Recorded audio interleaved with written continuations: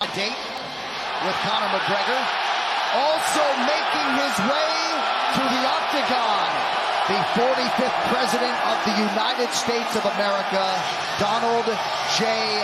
Trump, flanked by UFC CEO Dana White.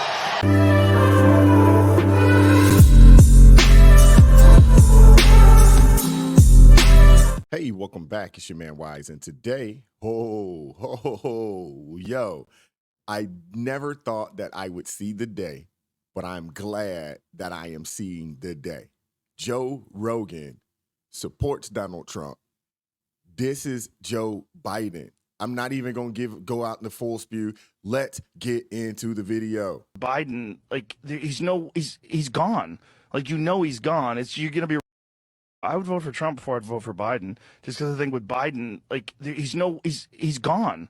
Like, he's gone. You're going to be relying on his cabinet, and I knew his cabinet would be this fucking sideshow of diversity, and which is exactly what it is. You can't have those kind of people running a Ben and Jerry's. You certainly can't have those kind of people running the fucking most powerful government the world's ever known. It's nuts. It's not. Wow.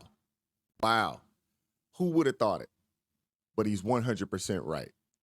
This diversity, equity, inclusion bull, it's one of the worst things that has ever happened to this country. Because we get the cuckoo, we get the nut jobs, we get the people that they only want to push identity politics. They only want to push, oh, we got to check this box and this box. It's never about if the person is qualified. That's why we have a Kamala Harris at vice president. That's why we have this press secretary, Karine Jean-Pierre, KJP or whatever, who's probably going to go down in history as the worst person ever to do that job. It's a mess. It's a mess.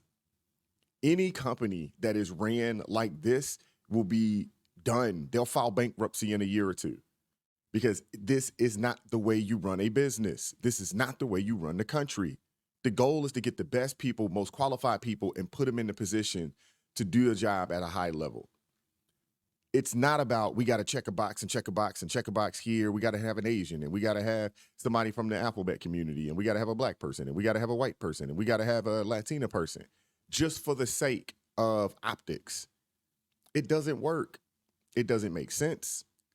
And typically, when you find yourself in a situation like that, it's normally not good. I've worked in corporate America. I've seen this with my own eyes. And a lot of times you get the most cuckoo for Cocoa Puffs, the weirdest people in these positions.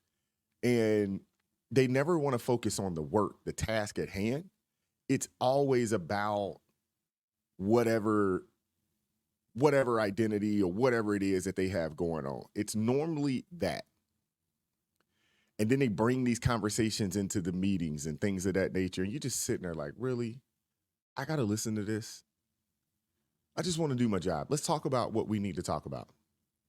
Why does everything got to go, straight to the victimhood and oppression all the time?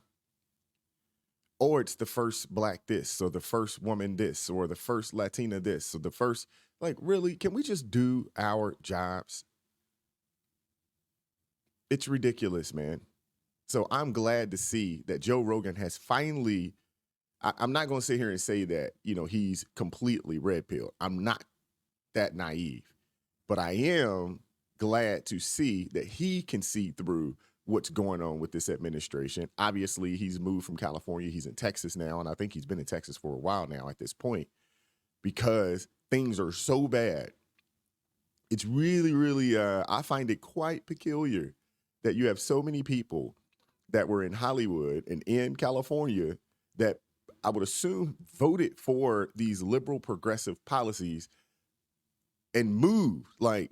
They've gotten too weird for me. And they got the heck on. Crazy. But I'm glad to see it.